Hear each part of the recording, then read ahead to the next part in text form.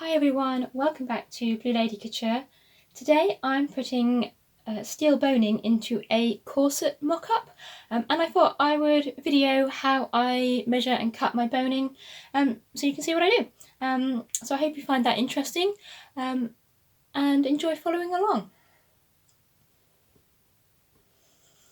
So laid out on the table, you'll see I've got the mock-up of the corset panels is all together, and you can see I've got the boning channels in place as well. So the sewing side of this is all done. This is just going to be about putting the boning in. I use spiral steel boning. I use two different widths. This is the wider, the 12mm, and I also use the narrower stuff as well, the 7mm, I want to say. So yeah, so these are some lengths that I've already cut and put the ends on, if it'll focus. But some of them I need to measure and cut, so I thought I'd show you what I do. So for that I'm also going to need my tape measure. I've got my roll of, what's left of my roll of steel boning over there. I have my bags of end caps, one for each of the different sizes of boning that I use. And then I have my tools, which is so some pliers which have the cutting blade on, and then I have these needle nose pliers as well.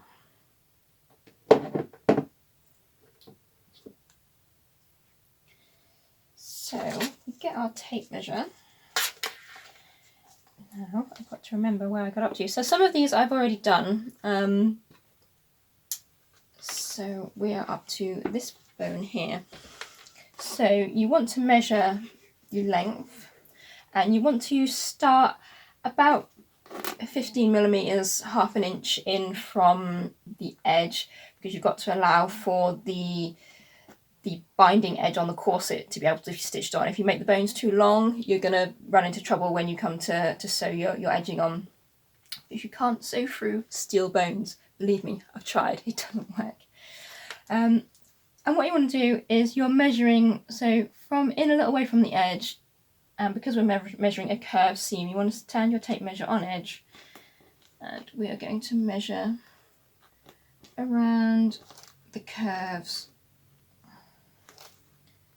And then when you get to the bottom edge, again, you want to finish the bone a little bit shorter than the edge of the actual corset itself. And you also need to bear in mind you've got to put your end caps on as well. Although they won't add a lot, obviously they are going to add, you know, a couple of mil maybe onto the length of your corset. Onto your bones.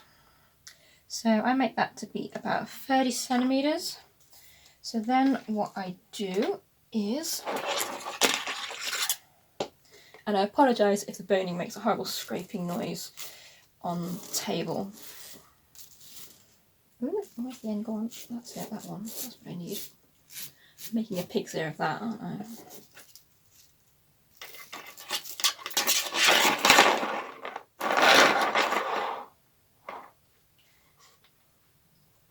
So getting the end of the boning, lay your tape measure, obviously up to the end of the boning.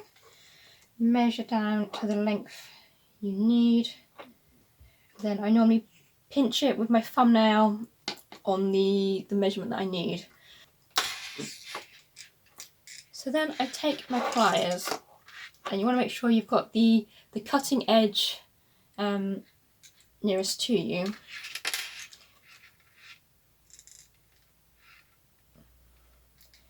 Pinch the wire and drop the tape measure.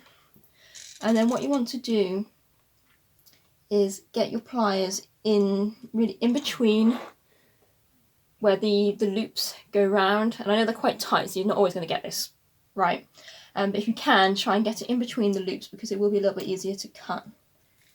So pinch in there, and then what I have to do, because I'm only little and I have no upper body strength or strength in my arms and hands, I have to put my body weight onto the pliers.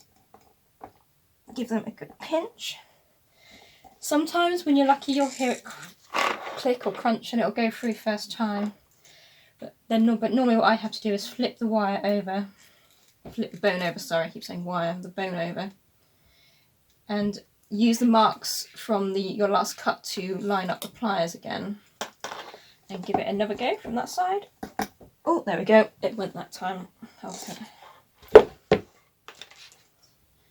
And then what you find, you probably won't have cut it all the way through. It's very, very hard to cut it all the way through first time, but you might have cut one of the bones, one of the wires, and then you can pinch it and you'll see it starts to come apart.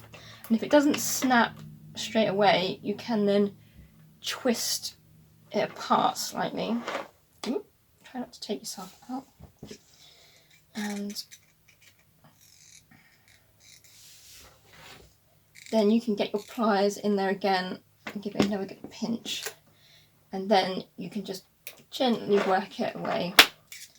And there's our cut bone. So now we need to put our end caps on. Got a few of those out. So these are your little end caps. And they just slot over the end of your boning. You might just need to just pinch, just to make sure that's nice and flat. If you've had to twist it apart, sometimes the wires can come a little bit adrift in the boning. So just give it a good pinch to flatten the end again. And slot. I'll try and keep my hands in the middle of the camera. Slot that over the end. Then getting the pliers again, we are going to clamp the end cap onto the sides of the boning, like so. And then we get our needle nose pliers and we pinch in from that angle. You may just need to give it a couple of pinches in a couple of places, and what you want to be doing is squeezing both sets of pliers at the same time, because otherwise you'll find that the cap won't squish evenly, if that makes sense. So you need to be applying equal pressure at the same time to get it to clamp neatly over the end of the boning. And then let's take it apart, and that is one capped boning end. So then we flip it over and do the other end. Again, I'm just going to pinch that.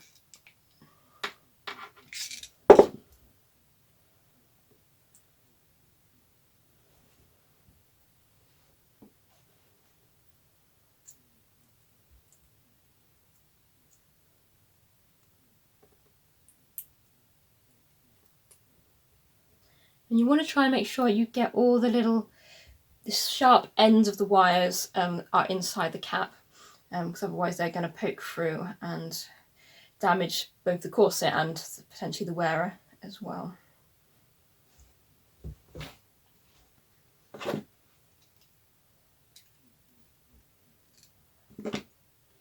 So, clamp it again.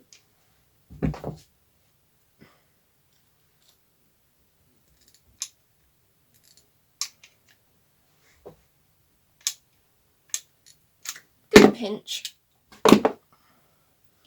and there we go. So now that bone can be slotted into our corset.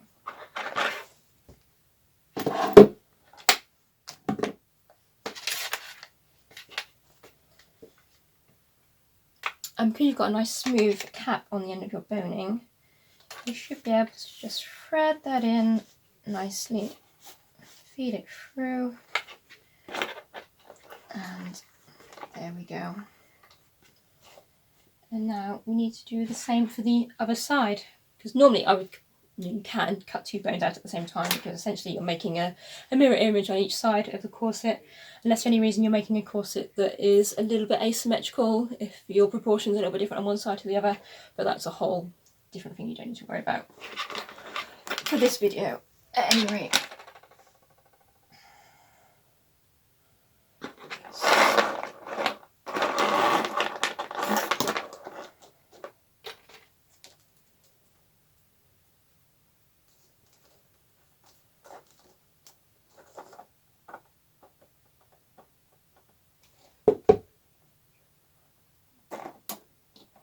Ooh, we like that.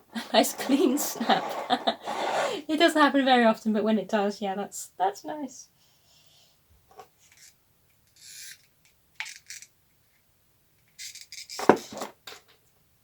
And I apologise for my squeaky pliers.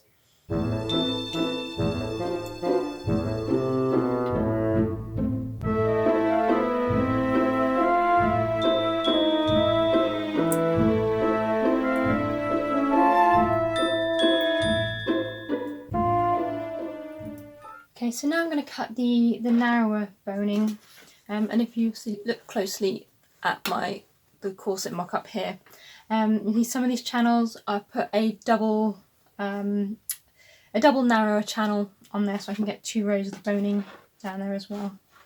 It's something you see quite a lot in period corsetry, and I quite like the effect of it. So it's the same principle. We measure down the length of the boning channel, starting in a little bit from the top edge.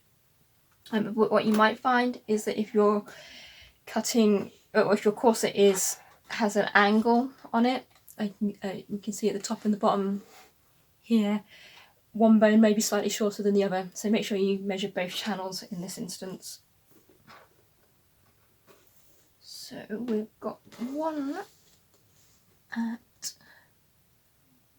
about 41 centimetres, and then the other one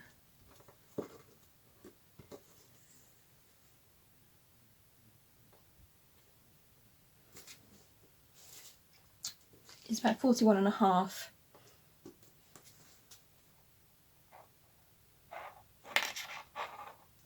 So same principle again. Measure down and use the thumb to mark where I'm measuring. Now this boning is even more tightly woven, created. The wires that make up the steel are more tightly woven together. The right terminology, I have no idea. So it can be harder to find that little gap between the wires.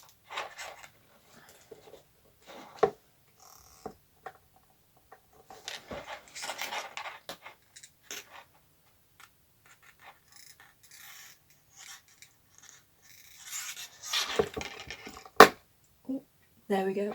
That nice little punch. Hopefully.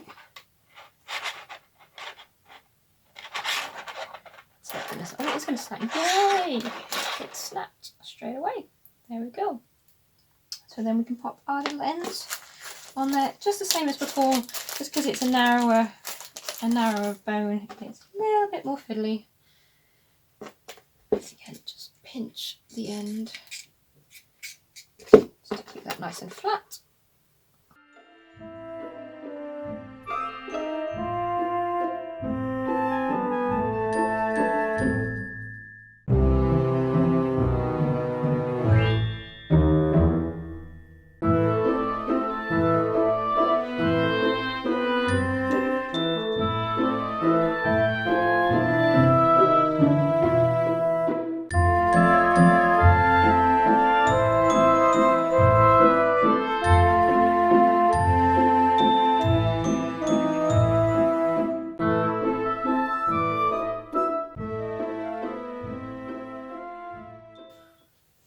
Okay, so I've just got to finish cutting those last few bones just to go on the other side of the corset.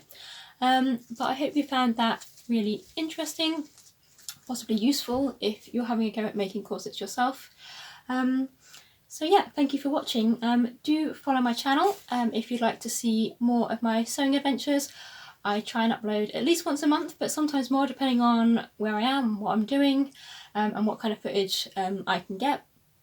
But if you've got any questions, do pop me a comment in the comments boxes down below and I'll try and get back to you, and I'll hopefully see you in my next video. Take care guys, bye!